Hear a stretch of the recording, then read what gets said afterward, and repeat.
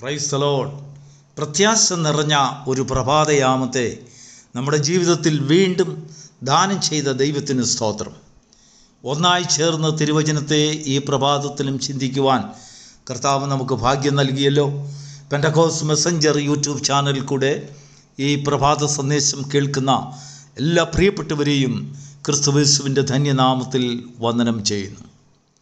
നമ്മുടെ ജീവിതത്തിൽ ശൂന്യത വരുമ്പോൾ അത് വലിയ കലക്കങ്ങൾ കൊണ്ടുവരും. ശൂന്യത അനുഭവപ്പെടുമ്പോൾ ആ ശൂന്യത ആദ്യം അനുഭവപ്പെടുന്നത് നമ്മുടെ കുടുംബത്തിലാണ്. കുടുംബജീവിതത്തിൽ ആ ശൂന്യത പടർന്നു പിടിക്കും. കുടുംബജീവിതത്തിൽ പടർന്നു പിടിക്കുന്ന ശൂന്യത നമ്മുടെ സാമ്പത്തികമായ ഭദ്രതയെ അത് വളരെയധികം വലയ്ക്കും. ആ സാമ്പത്തികമായ ഭദ്രതയെ ഉലയ്ക്കുന്നതായ ശൂന്യത ആത്മീയമായ ജീവിതത്തിൽ വലിയ നാം പ്രതീക്ഷിക്കാത്ത, ആഗ്രഹിക്കാത്ത വലിയ ശൂന്യത നമ്മുടെ ജീവിതത്തിൽ സൃഷ്ടിക്കും. ഈ 3 ശൂന്യതകളും കൂടെ ചേരുമ്പോൾ നമ്മൾ വലിയൊരു കലക്കത്തിൻ്റെ പാത്രമായിട്ട് മാറും. ദൈവത്തിന് സ്തോത്രം. അപ്പോസ്തലനായ പത്രോസ് ഇങ്ങനെയുള്ളൊരു ശൂന്യതയ്ക്ക് പെട്ടെന്ന് വശംവദനായി തീർന്നു. യോഹന്നാൻ്റെ സുവിശേഷം 21-ാം അധ്യായം ആരംഭം മുതൽ നമ്മൾ വായിക്കുമ്പോൾ, യേശു മരിച്ച് ഉയർത്തെഴുന്നേൽക്കുന്നതിന് മുൻപ് അനേകം പ്രാവശ്യം കർത്താവ് ജീവനോടിരുന്നപ്പോൾ പത്രോസിനും കൂടെ ഉണ്ടായിരുന്ന ശിഷ്യന്മാർക്കും ഒക്കെ പല രീതിയിൽ ഉപദേശമായിട്ടും അടയാളങ്ങളായിട്ടും പല രീതിയിൽ ഉപമകളിൽ കൂടെ ഒക്കെയും കർത്താവ് അവരോട് സംസാരിച്ചു. മനുഷ്യപുത്രൻ 3-ാം നാൾ ഉയർത്തെഴുന്നേൽക്കും എന്നുള്ളതായ സത്യം അവരെ ഗ്രഹിപ്പിക്കുവാൻ കർത്താവ് നന്നേ പാടുപെട്ടു. എങ്കിലും അവരിൽ ആ ഉയർപ്പിൻ്റെ ശക്തി വ്യാപരിച്ചില്ല. അവർക്കത് കടന്നു വിശ്വസിക്കാൻ കഴിയാതെ പോയി. ഉയർത്തെഴുന്നേറ്റ കർത്താവിൻ്റെ സാന്നിധ്യം അവർക്കൊരു ഭൂതത്തെ പോലെയാണ് അവർക്ക് അനുഭവപ്പെട്ടത്. ഭൂതത്തിൻ്റെ സാന്നിധ്യം പോലെ അവർ ഭയപ്പെട്ടു. ഒരിക്കൽ പത്രോസിന് ആകുല ചിന്തയുണ്ടായി. ഇനിയും ഞാൻ എന്തു ചെയ്യും? ഒറ്റ രാത്രി കൊണ്ടാണ് പത്രോസിൻ്റെ ജീവിതത്തിൽ കലക്കമുണ്ടായത്. ശൂന്യത. ഒരു കുടുംബസ്ഥനാണ് താൻ. കുടുംബത്തിൻ്റെ കാര്യം നോക്കുമ്പോൾ തനിക്ക് എന്തു ചെയ്യണമെന്നറിയാതെ ശൂന്യത. കാണുന്നിടത്തൊക്കെ ശൂന്യത. വീട്ടിലെ കാര്യങ്ങൾ എങ്ങനെ നടക്കും? എൻ്റെ കൂടെ ഉണ്ടായിരുന്നതായ ഗുരു പോയി. ഒരു മാർഗനിർദ്ദേശം താൻ തരുമായിരുന്നു, അതെല്ലാം നഷ്ടപ്പെട്ടു. അദ്ദേഹം ക്രൂശിക്കപ്പെട്ടു, മരിച്ചു, അടക്കപ്പെട്ടു. ഉയർപ്പിൻ്റെ വിഷയം പത്രോസ് ചിന്തിച്ചില്ല. കൂട്ടുകാരായ മറ്റ് 6 ശിഷ്യന്മാരെയും കൂട്ടിക്കൊണ്ട് ഒരു വലയും ഒരു വള്ളവും ഒരു പടകും വാടകയ്ക്ക് എടുത്തുകൊണ്ട് അവർ മീൻ പിടിപ്പാൻ പോയി. അറിഞ്ഞ തൊഴിൽ. എങ്കിലും അവരുടെ ബുദ്ധിയും ജ്ഞാനവും കഴിവും ഉപയോഗിച്ച് ആ രാത്രി മുഴുവനും മീൻ പിടിക്കാൻ പരിശ്രമിച്ചു എന്ന് യോഹന്നാൻ്റെ സുവിശേഷം 21-ാം അധ്യായത്തിൽ സുപരിചിതമായി നാം വായിച്ചിട്ടുള്ള ഭാഗമാണ്. പ്രഭാതയാമത്തിൽ കർത്താവ് അവരെ തേടി വന്ന് വിളിച്ച വിളി, കുഞ്ഞുങ്ങളെ. അങ്ങനെ ഇതുവരെയും കർത്താവ് അവരെ വിളിച്ചിട്ടില്ല. ഒരു പുതിയ ശബ്ദമാണ്. അപ്പൻ്റെ വേഷം, അമ്മയുടെ വേഷം. അമ്മ കുഞ്ഞുങ്ങളോട് ചോദിക്കത്തില്ലേ, മോനെ വല്ലതും കഴിച്ചോ? മക്കളെ എന്തെങ്കിലും കിട്ടിയോ? അപ്പൻ ചോദിക്കത്തില്ലേ?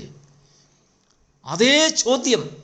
കുഞ്ഞുങ്ങളെ, കൂട്ടുവാൻ വല്ലതുമുണ്ടോ എന്ന് ചോദിച്ചാൽ വീട്ടിൽ കറി വയ്ക്കാൻ മീനുണ്ടോ എന്നല്ല ചോദിക്കുന്നത്. നിൻ്റെ അധ്വാനം കൊണ്ട്, അവരുടെ ഭാഷ ഒരു മുക്കുവൻ്റെ ഭാഷയാണ്, നിൻ്റെ അധ്വാനം കൊണ്ട് നിൻ്റെ ഭവനത്തിലേക്ക് കൊണ്ടുവരുവാൻ സമ്പാദ്യം എന്ത് കിട്ടി? എന്തുണ്ട് മിച്ചം? നിൻ്റെ ബിസിനസ്സിൽ എന്ത് മിച്ചമുണ്ടോ? നിൻ്റെ ജോലിയിൽ എന്ത് കിട്ടി? എന്ത് ശമ്പളം കിട്ടി? നിൻ്റെ പ്രവർത്തനത്തിൻ്റെ അന്ത്യത്തിൽ നിൻ്റെ ഭവനത്തിലേക്ക് കൊണ്ടുവരുവാൻ മിച്ചം വല്ലതുമുണ്ടോ? പത്രോസ് അവന് കൊടുത്തതായ മറുപടി, ഒന്നുമില്ല. ദൈവത്തിന് സ്തോത്രം. കർത്താവ് വീണ്ടും പത്രോസിനെ സ്നേഹത്തോടെ താക്കീത് ചെയ്യാതെ സ്നേഹത്തോടെ പത്രോസിനോട് പറയാണ്, മക്കളെ, പടകിൻ്റെ വലതുവശത്ത് വല വീശുക, എന്നാൽ നിങ്ങൾക്ക് കിട്ടും. 21-ാം അധ്യായത്തിൻ്റെ 6-ാം വാക്യം, പടകിൻ്റെ വലത്തുഭാഗത്ത് വല വീശുവീൻ, എന്നാൽ നിങ്ങൾക്ക് കിട്ടും. അതിൻ്റെ അർത്ഥം രാത്രി മുഴുവനും അവർ ഇടതുവശത്ത് വീശി എന്നുള്ളതല്ല. അതിൻ്റെ അർത്ഥം ഇടത്തോ വലത്തോ എന്നുള്ളതായ ഒരു ചിന്തയെ പത്രോസിനുണ്ടായിരുന്നില്ല. അതിൻ്റെ അർത്ഥം എന്താണെന്ന് പത്രോസ് ചിന്തിച്ചില്ല. അതിലുള്ളതായ യഥാർത്ഥമായ ദൈവിക ആലോചന എന്താണെന്ന് ദൈവത്തോട് ഒരു പ്രാവശ്യം പോലും പത്രോസ് ചോദിച്ചില്ല. കർത്താവ് അർത്ഥം വെച്ചാണ് സംസാരിച്ചത്. പടകിൻ്റെ വലതുവശത്ത് നീ സഞ്ചരിക്കുന്ന, നീ പ്രവർത്തിക്കുന്ന, അല്ലെങ്കിൽ നീ ആശ്രയമാക്കിയിരിക്കുന്നതായ പടകിൻ്റെ വലതുവശത്ത് മാത്രം വീശുകയും, എന്നാൽ നിനക്ക് കിട്ടും. വലതുവശം സത്യത്തെ കാണിക്കുന്നു. സത്യത്തിന് വേണ്ടി നിൽക്കുക, സത്യത്തിന് വേണ്ടി മാത്രം നിൽക്കുക, വലതുവശത്ത് മാത്രം നീ വീശുക, എന്നാൽ നിനക്ക് കിട്ടും. പത്രോസ് അതനുസരിച്ച് വീശി. 153 പെരുത്ത മീൻ വലയിൽ കുടുങ്ങി. അതിനുശേഷം അതേ അധ്യായത്തിൻ്റെ 11-ാം വാക്യത്തിൽ എഴുതിയിരിക്കുകയാണ്, ഇത്ര പെരുത്ത മീൻകൂട്ടം വലയിൽ കുടുങ്ങിയിട്ടും വല കീറിയില്ല. വല നിൻ്റെ വിശ്വാസത്തെ കാണിക്കുന്നു. എത്ര സമ്പത്തുണ്ടായിരുന്നാലും, എത്ര വലിയ വർധനവ്, എത്ര പെരുത്ത മീൻകൂട്ടം നിൻ്റെ വലയിൽ കുടുങ്ങിയാലും, നിൻ്റെ വലയെ കീറാത്ത ഒരു മീൻകൂട്ടം ദൈവത്തിൻ്റെ കൽപ്പന പ്രകാരം, ആലോചന പ്രകാരം വലതുവശത്ത് നിന്ന് സത്യത്തിൽ നിന്ന് കിട്ടിയതായ, സത്യത്തെ അനുസരിച്ച് സത്യത്തിന്മേൽ അടിസ്ഥാനപ്പെട്ട് വീശിയതായ ആ വീശൽ, ആ മീൻപിടുത്തം, ആ ബിസിനസ്, ആ ജോലി നിൻ്റെ വീട്ടിലേക്ക് കൂട്ടുവാൻ വലിയ ഒരു പെരുത്ത മീൻകൂട്ടത്തെ കൊണ്ടുവരികയാണ്. കടക്കാരന് കൊടുക്കാം. വലയും വള്ളവും വാടകയ്ക്കെടുത്തവർക്ക് സാധാരണയായി അങ്ങനെ പിടിക്കുന്നവർ കൊണ്ടുവരുന്ന മീൻ അവർക്കുള്ളതാണ്. അവരാണ് നിശ്ചയിക്കുന്നത് നിനക്ക് എന്ത് ഓഹരി തരണം, നിൻ്റെ വീട്ടിലേക്ക് കൂട്ടുവാൻ എന്ത് കൊണ്ടുപോകണം എന്നുള്ളത് വലയും വള്ളവും വാടകയ്ക്ക് തന്ന യജമാനന്മാരാണ് തീരുമാനിക്കുന്നത്. അതാണ് കടൽക്കരയിലെ നിയമം. ദൈവത്തിന് സ്തോത്രം. എന്നാൽ ഇതാ കർത്താവ് വന്ന് നിനക്ക് വേണ്ടി അപ്പവും മീനും വിറകിന്മേൽ, എരിയുന്ന വിറകിന്മേൽ അടുക്കിക്കൊണ്ട് പറയുകയാണ്, സാരമില്ല, കരയ്ക്ക് കയറി വന്ന് പ്രാതൽ കഴിക്കുക. നീ വിശന്നു, വലഞ്ഞു, എന്നോട് ചോദിച്ചില്ല, ഞാൻ നിന്റെ മുൻപിൽ കടന്നു വരും എന്നുള്ളതായ ചിന്തയും നിനക്കില്ലായിരുന്നു. നഗ്നനായി, നിൻ്റെ ജീവിതത്തിൽ പ്രത്യാശയില്ലാത്തവനായി, ഒരു ഭ്രാന്തനെ പോലെ, ഒന്നും കിട്ടാത്തതായി, ശൂന്യത നിറഞ്ഞ വലയുമായി, പടകുമായി നീ കരയിലേക്ക് അടുക്കുന്നത് അരുമനാഥൻ കണ്ടു. ദൈവത്തിന് സ്തോത്രം. നമ്മുടെ ജീവിതത്തിൽ കർത്താവിനെ കൂടുതൽ സ്നേഹിച്ച പത്രോസിൻ്റെ സ്നേഹത്തെക്കുറിച്ച് കർത്താവ് വീണ്ടും അവനെ അരയ്ക്ക് കയർ കെട്ടുന്നതിനെക്കുറിച്ച്, അര കെട്ടുന്നതിനെക്കുറിച്ച്, കച്ച കെട്ടുന്നതിനെക്കുറിച്ചൊക്കെ കർത്താവ് അവനെ പറഞ്ഞ് പിന്നീട് പഠിപ്പിച്ചു. പത്രോസിനോട് പറയുന്നു, നീ യൗവനക്കാരനായിരിക്കുമ്പോൾ നീ അരകെട്ടി നിനക്ക് ഇഷ്ടമുള്ളിടത്തേക്ക് പോയി. എന്നാൽ വാർദ്ധക്യത്തിലാകുമ്പോൾ മറ്റുള്ളവൻ നിൻ്റെ അരകെട്ടി നീ കൈ നീട്ടിക്കൊടുക്കുന്നു. നിൻ്റെ പ്രയത്നങ്ങളെല്ലാം നീ കൈ നീട്ടിക്കൊടുക്കുന്നു. Praise the Lord. നിനക്ക് വേണ്ടി ഒന്നും എടുക്കാതെ നീ മറ്റുള്ളവരുടെ മുമ്പിൽ കൈ നീട്ടുന്നു. അവർ നിൻ്റെ അരയ്ക്ക് നിനക്ക് കച്ച കെട്ടുന്നു. അവർ ചിന്തിക്കുന്നതായ പാതയിലേക്ക് അവർ നിന്നെ നയിക്കുന്നു. നിൻ്റെ സത്യം നിനക്ക് നഷ്ടപ്പെട്ടു പോകുന്ന കാലയളവ്.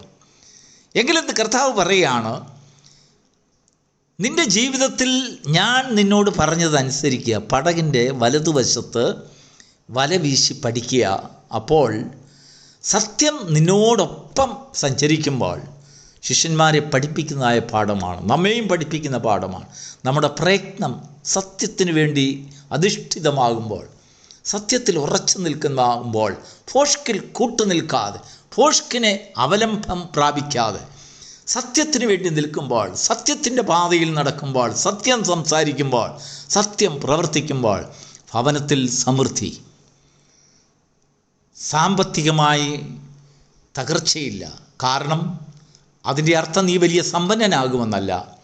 നിൻ്റെ ഭവനത്തിൽ ഉള്ളത് എന്താണെങ്കിലും ശരി, അതുകൊണ്ട് നിനക്ക് മതിയായ അല്ലെങ്കിൽ സമൃദ്ധിയായ ഒരു ജീവിതം, സമ്പന്നമായ ഒരു ജീവിതം നിനക്കുള്ളത് കൊണ്ട് ചെയ്യുവാൻ നിനക്കൊരു അഭ്യസനം നിനക്കും നിൻ്റെ കുഞ്ഞുങ്ങൾക്കും നിൻ്റെ ഭവനത്തിനും ഉണ്ടാകും. ഉള്ളത് കൊണ്ട് തൃപ്തിപ്പെടുന്നതായ ഒരു മഹത്തായ അനുഭവം. പത്രോസ് പിന്നീട് അതിനെക്കുറിച്ചൊക്കെ സാക്ഷ്യപ്പെടുത്തുകയുണ്ടായി. ഉള്ളതുകൊണ്ട് തൃപ്തിപ്പെടുവീൻ. പത്രോസ് അത് നന്നായി പഠിച്ചു, അത് ഗ്രഹിച്ചു. സത്യത്തിന് താൻ കൂട്ടാളിയായി. ജീവിതത്തിലെ സമൃദ്ധി, ഭവനത്തിലെ സമൃദ്ധി, വിശ്വാസ ജീവിതത്തിലെ സമൃദ്ധി, ആത്മീക ജീവിതത്തിലെ സമൃദ്ധിക്ക് വേണ്ടി ഈ പ്രഭാതയാമത്തിൽ ദൈവത്തിൻ്റെ ആത്മാവ് നമ്മെ ഉപദേശിക്കുകയാണ്. പടകിൻ്റെ വലതുവശത്ത് വല വീശുക, എന്നാൽ നിങ്ങൾക്ക് കിട്ടും. നീ സഞ്ചരിക്കുന്ന പടക്, നീ ചെയ്യുന്ന ജോലി, നീ ചെയ്യുന്ന ബിസിനസ്, നീ ചെയ്യുന്ന ശുശ്രൂഷ, അതിൽ സത്യം മാത്രം, സത്യത്തിന് വേണ്ടി മാത്രം, സത്യത്തിൽ അധിഷ്ഠിതമായി, സത്യത്തിൽ ഉറച്ചു നിന്നുകൊണ്ട് സത്യം സംസാരിക്കുക, സത്യം പ്രവർത്തിക്കുക. അവിടെ സമൃദ്ധി ഉണ്ടാകുന്നു, അവിടെ ദാരിദ്ര്യമില്ല, അവിടെ എപ്പോഴും തീക്കനലിൽ അല്ലെങ്കിൽ വേവിക്കുന്നതായ മത്സ്യത്തെ നിനക്ക് കാണാം, അപ്പത്തെ നിനക്ക് കാണാം. അത് നീ അധ്വാനിച്ചതല്ല, കർത്താവ് നിനക്ക് വേണ്ടി കഠിനാധ്വാനം ചെയ്ത് നീ വിഷമിച്ച് ഭാരപ്പെട്ട് ഹൃദയത്തിൽ നുറുക്കപ്പെട്ടവനായി കരക്ക് കയറുമ്പോൾ നിനക്ക് വേണ്ടി ഒരുക്കിയിരിക്കുന്നതായ പ്രാതൽ വന്ന് കഴിച്ചുകൊള്ളുക. കർത്താവ് പറയുകയാണ്. വളരെ അർത്ഥവത്തായിട്ടുള്ള ഒരു വേദഭാഗം നമ്മുടെ ജീവിതത്തിൽ ചിന്തിക്കുന്നോറും ദൈവവചനത്തിൻ്റെ ആഴത്തിലേക്ക്, അർത്ഥത്തിലേക്ക്, ആത്മീക ജീവിതത്തിൻ്റെ, വിശ്വാസ ജീവിതത്തിൻ്റെ, പരിശുദ്ധാത്മാവിൻ്റെ ആഴത്തിലേക്ക് നമ്മെ വലിച്ചിഴച്ചു കൊണ്ടുപോകുന്നതായ ദൈവവചനം ചിന്ത. ദൈവത്തിന് സ്തോത്രം. യോഹന്നാൻ അപ്പോസ്തലൻ ഇത് എഴുതുമ്പോൾ നമ്മുടെ ജീവിതത്തിൽ ഒരു വിശ്വാസം വർദ്ധിക്കുവാൻ ദൈവാത്മാവിനാൽ അദ്ദേഹവും താല്പര്യപ്പെട്ട് കാണും. ഇത് വായിക്കുന്നവരൊക്കെയും അനേകം കാര്യങ്ങൾ, കർത്താവ് ചെയ്ത അത്ഭുതങ്ങളൊക്കെ എഴുതുവാനുണ്ട്. യോഹന്നാൻ എഴുതി നിർത്തുന്നത് അങ്ങനെയാണ്. ഈ ലോകത്തിലെ കടലാസും മഷിയും ഒന്നും കർത്താവ് ചെയ്ത കാര്യങ്ങളെക്കുറിച്ച് എഴുതുവാൻ തികയില്ല. പക്ഷെങ്കിൽ അതിൽ നിന്ന് തെരഞ്ഞെടുത്ത ചില കാര്യങ്ങൾ നിങ്ങൾക്ക് വേണ്ടി യോഹന്നാൻ അപ്പോസ്തലൻ എഴുതി കുറിക്കുകയാണ്. എന്താണെന്നറിയാമോ? പടകിൻ്റെ വലതുവശത്ത് വല വീശുക, എന്നാൽ നിങ്ങൾക്ക് കിട്ടും. Praise the Lord. നിൻ്റെ ഭവനത്തിലെ, ജീവിതത്തിലെ, നിൻ്റെ പ്രവൃത്തിയിലെ ശൂന്യതകളെ മറന്നു സമൃദ്ധിയുടെ അനുഭവത്തിലേക്ക് പോകുവാനുള്ളതായ ഒരു വഴികാട്ടി പരിശുദ്ധാത്മാവ് ഈ പ്രഭാതത്തിൽ നമുക്കായി വെളിപ്പെട്ടും കൊണ്ട് നമ്മുടെ ശുശ്രൂഷയിൽ ഒരു അനുഗ്രഹം, നമ്മൾ ചെയ്യുന്നതായ കാര്യങ്ങളിലൊക്കെയും, സംസാരിക്കുന്ന കാര്യങ്ങളിലൊക്കെയും, നമ്മുടെ വചനങ്ങളിലൊക്കെയും സത്യത്തിന് വേണ്ടി മാത്രം, സത്യത്തിന് കൊട്ടാളികളായി നിൽക്കുവാനുള്ള ഒരു സന്നദ്ധത. എവിടെ സത്യത്തിന് വേണ്ടി നിലനിൽക്കുവാൻ ഒരു കൂട്ടം മനുഷ്യർ തീരുമാനമെടുക്കുന്നുവോ അവിടെ കർത്താവ് വെളിപ്പെട്ട് വരും. കർത്താവിൻ്റെ ആലോചന അവിടെ കിട്ടും. പെരുത്ത മീൻകൂട്ടം വരും. എത്ര വലിയ മീൻകൂട്ടമായിരുന്നാലും ശരി, വിശ്വാസത്തിൻ്റെ വല കീറുകയില്ല, അത് അറ്റുപോകുകയില്ല. ദൈവം നമ്മെ നടത്തുമ്പോൾ അതെല്ലാം ദൈവത്താൽ നിയന്ത്രിതമായിരിക്കും. അങ്ങനെ അനുഗ്രഹിക്കപ്പെട്ട ഒരു സമൃദ്ധിയുടെ വചനം ഈ പ്രഭാതത്തിൽ നമ്മെ കീറാത്ത വലയുടെ ഉടമകളായി, വിശ്വാസത്തിൻ്റെ ഉടമകളായി, സത്യത്തിൻ്റെ ഉടമകളായി, സത്യത്തിൻ്റെ പടകുകളുടെ ഉടമകളായി തീർക്കുവാൻ ദൈവത്തിൻ്റെ വചനം സഹായിക്കുമാറാകട്ടെ. God bless you.